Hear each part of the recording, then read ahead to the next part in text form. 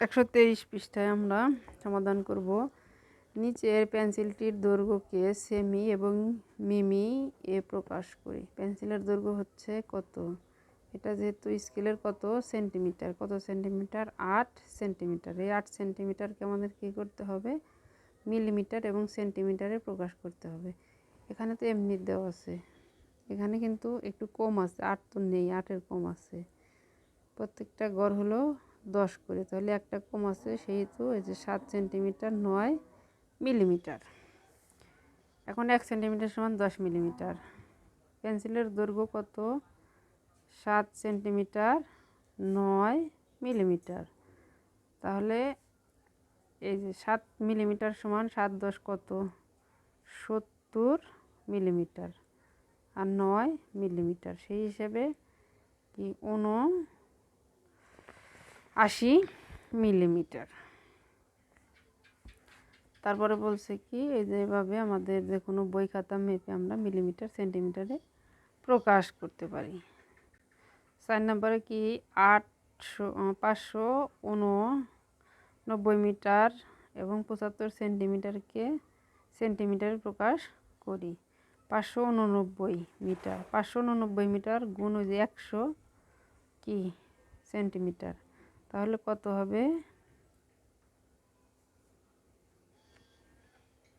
সেই হিসেবে আমাদের এখানে আমরা আর একটা দুটি শূন্য বসিয়ে দেবো, এটার পর আমাদের এটা গুণ হয়ে গেল। তারপরে 75 সেন্টিমিটার যোগ 75 সেন্টিমিটার,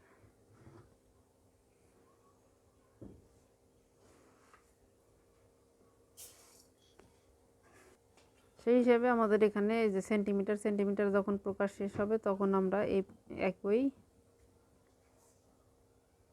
প্রতীক দ্বারা যোগ করব। 5 অক্ষে 5, 7 অক্ষে 7, 9 অক্ষে 9, 8 অক্ষে 8, 5 অক্ষে 5।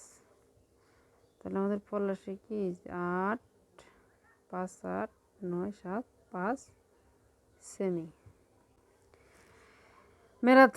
ম্যারাথনে একজন দৌড়বিদ 42 কিলোমিটার এবং 195 মিটার দৌড়ান। তার দৌড়পথকে মিটারে প্রকাশ করি। এটার আমরা কি করব? মিটারে প্রকাশ করব। সেই হিসাবে আমাদের আগে কি করতে হবে? যে ম্যারাথন দৌড়বিদ কত কিলোমিটার দৌড়ায়, যে দৌড়বিদ 42 কিমি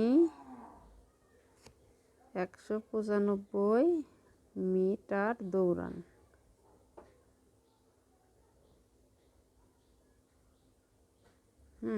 সুতরাং আমরা জানি কি 1 কিলোমিটার সমান 1000, আমরা জানি কি জানি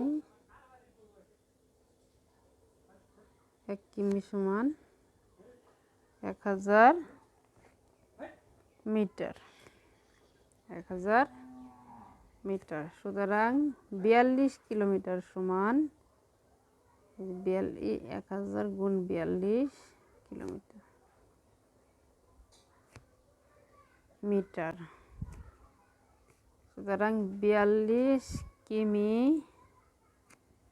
195 মিটার সমান 4200 মানে 42,000 মিটার যোগ 195 মিটার।